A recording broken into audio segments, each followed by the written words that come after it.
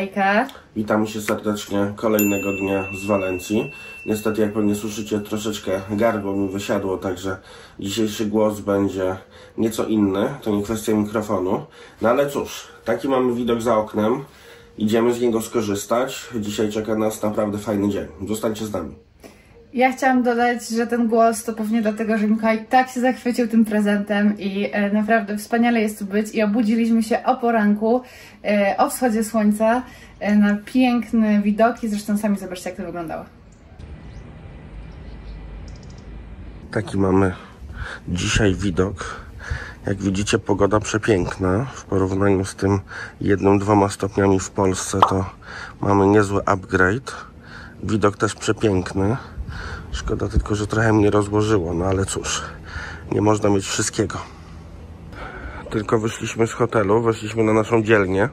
Spójrzcie, jakie drzewa pomarańczowe. Te pomarańcze podobno są nieco gorzkie. Nie wiem, może spróbujemy, może nie, zobaczymy. Ale naprawdę bardzo ładna odmiana po naszych ostatnich widokach polskich. No i dodam jeszcze, że podobno z tego właśnie słynie Walencja, że tutaj wszędzie możecie te drzewa pomarańczowe znaleźć. Na śniadanko wybraliśmy się do tej knajpy. Wygląda naprawdę fajnie. Jeżeli chodzi o ceny, to kawka za 2,50. Jak chcecie zjeść jakiegoś fajnego tosta, no to cena jest większa. 8-9 euro za takie najbardziej wypasione. Bajgle od 4 do 7. Ale widzieliśmy, jak ludzie jedzą i wyglądają naprawdę przepięknie. Na początek wjeżdża mały deserek, czyli jemy granolę. Mamy ciasteczko, już przyjechały soczki, świeżo wyciskane, pomarańczowe. Na zdrowie. Wjechała główna część śniadanka. Patrzcie, jaki piękny bajgel. A oprócz tego, oprócz bajgla mamy jeszcze takiego tosta. Tosta z łososiem. Alfahorę zostawiliśmy na później, soczek jeszcze jest. Na koniec będzie kawka i deser. Przyszedł i deserek, także jest kawka dla mnie, bo Gabriela kawę nie pije. Dla Gabrieli jest brownie. No i to alfahorę sobie teraz też zjemy.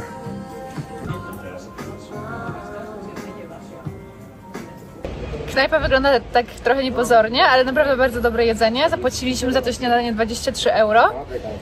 To jest takie, wiecie, bardziej europejskie śniadanie, taka typowa hipsterska knajpa, gdzie wszystko jest z awokado, ale naprawdę jest bardzo, bardzo dobra, więc my ją polecamy. Gdybyście byli zainteresowani, to się odezwijcie do nas. My jutro postaramy się znaleźć takie typowe tapaski z rana i zobaczymy, ile wtedy uda nam się zapłacić. A teraz co? Teraz pędzimy dalej. No i zgadnijcie, kto zapomniał okularów, więc muszę gdzieś znaleźć okulary. Idziemy szukać okularów. Może uda nam się również wypożyczyć rower. Taki jest plan, że dzisiaj sobie zrobimy lekką wycieczkę rowerową, tak na spokojnie. Wpadliśmy szybko po wodę do sklepu, no i mamy takie małe odkrycie. Ta woda kosztuje 95 centów, a ta 23 centy. Którą wybierzemy?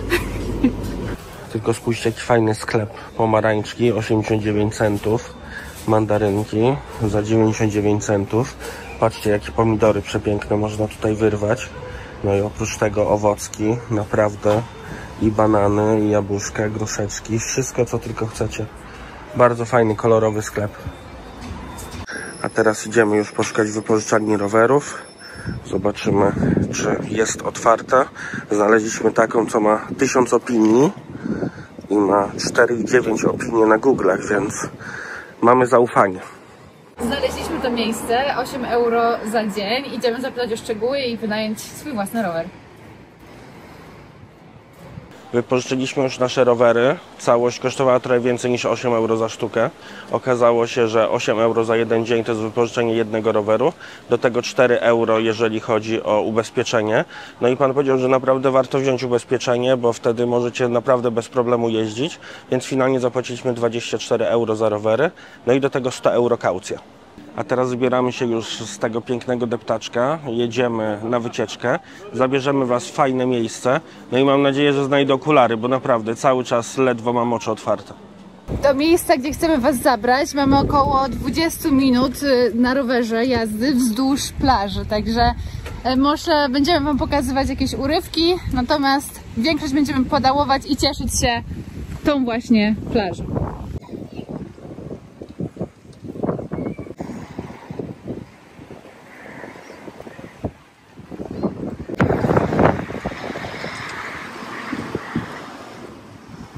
Oprócz przepięknych palm, co chwilę mijamy też jakieś fontanny i tego typu rzeczy. Tutaj na tym detaczku jest naprawdę przepięknie i aż przyjemnie jeździć sobie na rowerku.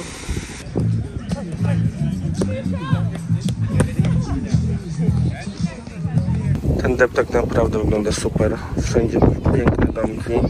Sorry, bo znowu wieje, ale bardzo, bardzo fajnie to wszystko tutaj wygląda. Bardzo szeroka plaża, dużo ludzi, dużo knajpek. Jest co robić. Dojechaliśmy do miasteczka, które chcę wam pokazać. To miejsce nazywa się Porta Playa i ono słynie właśnie z takich kolorowych domków. Wiele osób twierdzi, że przypomina wyspę Burano we Włoszech, ale czy to prawda? Ocenicie sami. Zaraz wjeżdżamy, pokażemy wam kanały, pokażemy wam domki i będziemy wiedzieć więcej. Tutaj możecie zobaczyć, jak te kanały wyglądają. To jest akurat wyjście na morze. Nie jest ono może najpiękniejsze, bo tutaj chyba jakiś wrak stoi. Przynajmniej tak wygląda, jakby troszeczkę tonął. Ale spójrzcie, tam macie wszędzie kolorowe domki. Akurat trafiliśmy na taką marinę, gdzie jest sporo łódek. No i te domki, ja powiem tak, na Burano na pewno są mniejsze, ale są bardziej kolorowe. Co nie zmienia faktu, że Hiszpanie nazywają to miasteczko La Pequeña Venecia, czyli Małą Wenecją. Musimy pochwalić nasze rowery, dzielnie dają radę, ale słuchajcie, tak wieje, że wiatr je przewraca, więc naprawdę trzeba na nie uważać. Przejechaliśmy prawie 6 km już na rowerach, także mnie trochę bolą uda. Zjechaliśmy sobie do mariny, okazało się, że nie można tu jeździć rowerami, więc pospacerujemy trochę. Spójrzcie tylko, jakie tutaj łajby stoją. Co jedna to większe, co jedna to lepsze. Naprawdę widać, że jest tu sporo żeglarzy. Teraz wam jeszcze pokażę w pełnej okazałości te kanały. Wiele osób twierdzi też, że to nie tyle Mała Wenecja czy Burano, a Cinque Terre. Ja akurat byłem w Cinque Terre. Muszę powiedzieć, że może trochę to jest bardziej podobne, ale Cinque Terre jest bardziej klimatyczne. Tam dali jakiś żeglarz z Polski.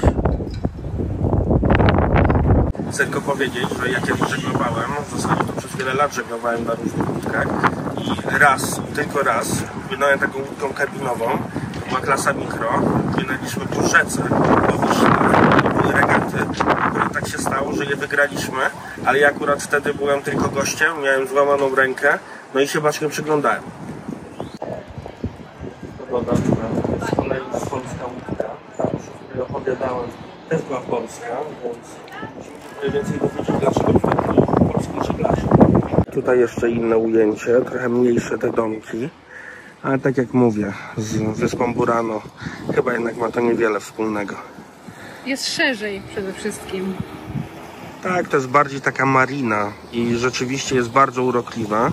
Domki kolorowe są super, ale nie nazwałbym tego wyspą Burano. Cieszymy się słoneczkiem i tak sobie myślimy, że w sumie nie obrazilibyśmy się, jakbyśmy mieli taki jeden z kolorowych domków nad taką zatoką, nad takimi kanałami i taką łódeczką mogli sobie podróżować. Życie jak w Madrycie, a właściwie w Walencji. Tutaj z kolei możecie zobaczyć główny plac. Jest to plac otoczony takimi wyższymi budynkami, no i wszędzie tutaj macie restauracje. Jeżeli chcecie wpaść tutaj na lunchik, na pewno jest to dobry pomysł i fajne miejsce.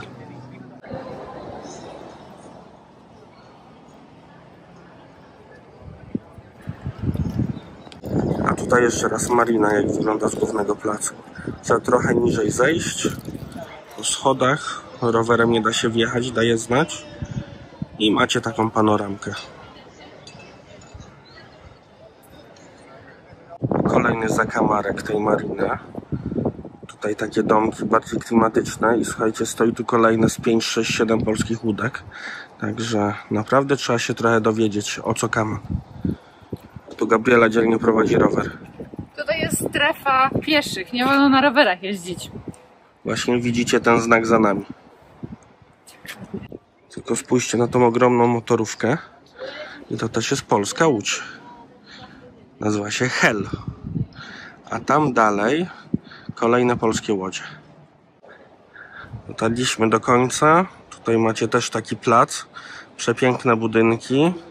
Ale jak mówiłem, dużo większe niż na Burano czy Cinque Terre, co nie zmienia faktu, że my to miejsce wam polecamy. Nawet na lunchik, bo restauracji znajdziecie tutaj w bród. My już się zbieramy. Mamy nadzieję, że ta część miasta, właściwie osobne miasteczko wam się podobało. Pamiętajcie, że najlepiej dojechać tutaj albo Uberkiem, albo wypożyczyć rowery. Pożyczenie rowerów niezbyt drogie, na pewno tańsze niż Uber. Poza tym 30 minut pedałowania na pewno dobrze wszystkim zrobi. No i cóż, Gabi, co sądzisz o tym miejscu? Mnie się podobało, naprawdę fajnie się przespacerować. Musicie pamiętać też o tym, że spacerując tymi kanałami tutaj nie ma żadnych mostów ani nic takiego, więc nigdzie nie pójdziecie na skróty. Także trzeba spacerować dookoła tymi kanałami, to jest dość dużo czasu zajmuje. Ale jest to na pewno fajne miejsce, kolorowe, jak jest ładna pogoda, żeby uciec trochę od miasta. Fajne miejsce na taki wypad, troszeczkę spokoju można złapać, zaraz obok jest plaża. Dobra, nie przedłużamy, widzimy się w kolejnym miejscu.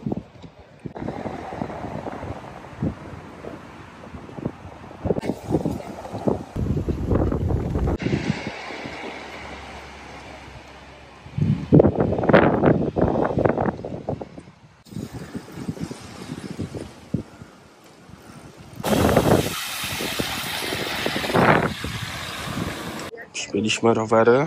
Mamy nadzieję, że wszystko z nim będzie ok. Idziemy szukać knajpy.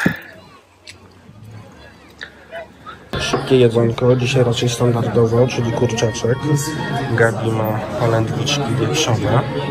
No i cóż, znowu jemy na plaży. Jaka ocena knajpy? Jesteśmy najedzeni, jednak nie było to najlepsze jedzenie, które jedliśmy, także ja bym nie polecała tej knajpy, takie 2,5 na 5. Tak, ja też myślę, że to jest takie 3 na 5. Widok fajny, jedzenie nie za drogie, ale naprawdę można zjeść lepiej. Wyszliśmy tutaj, bo pani jest bardzo dobra w przekonywaniu, jak stoi tam i przyciąga wszystkich. Dobra.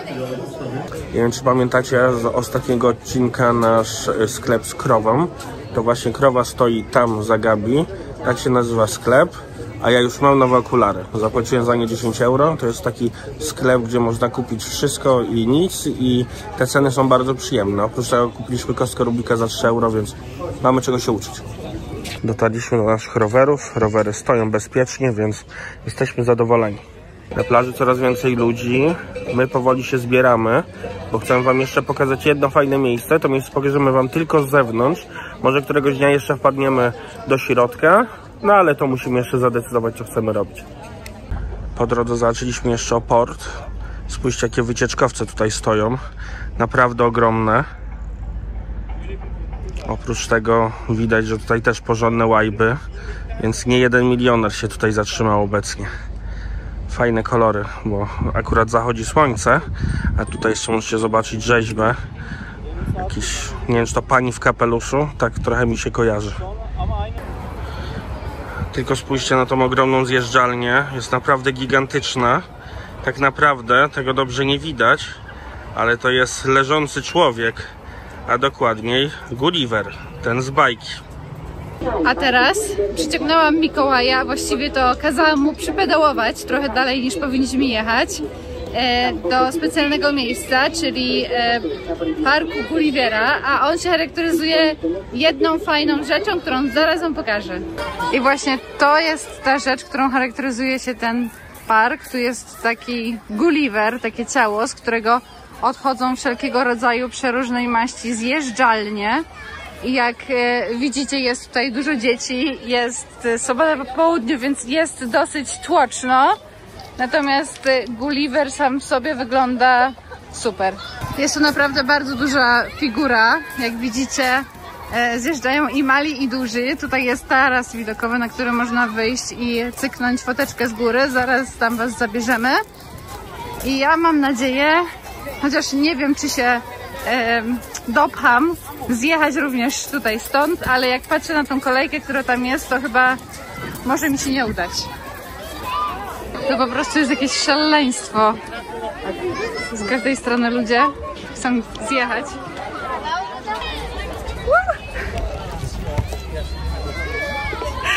Zabawy są dla małych i dużych, dlatego każdy zjeżdża, gdzie może. Tak wygląda Gulliver z tej platformy widokowej. Powiem wam szczerze, że mnie z poziomu głowy się podoba bardziej. Natomiast rumor, huk i krzyk dzieci, jaki tutaj panuje, jest nie do wyobrażenia i zmykamy stąd.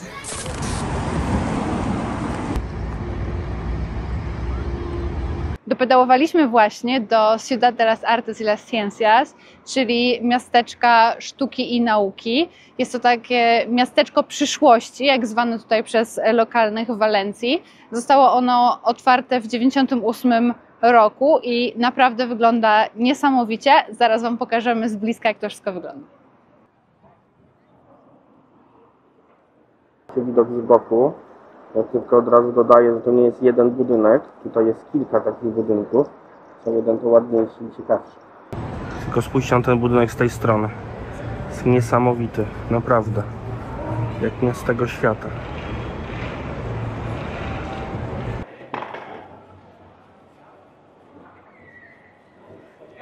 Zobaczcie tylko, jak to przepięknie wygląda w promieniach zachodzącego słońca za mną.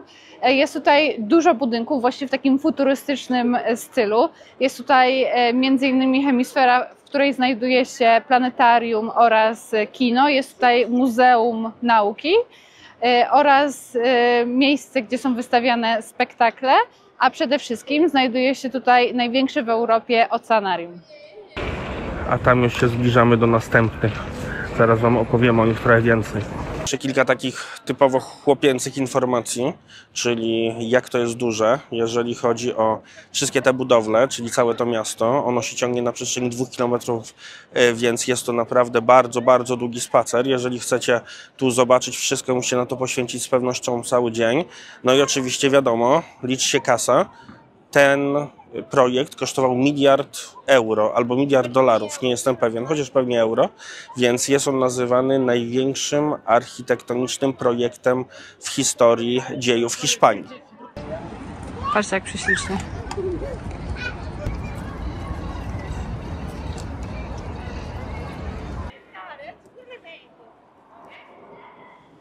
Słuchajcie, to by było na tyle. Jesteśmy już padnięci. Jesteśmy z wami od wschodu do zachodu słońca. Jest godzina koło 18, więc słońce już zaszło. Za nami widzicie to przepiękne miasto nauki i muzeów. My zostaniemy jeszcze kilka dni w Walencji. Ciągnie się z Wenecją, myli, nie wiem czemu.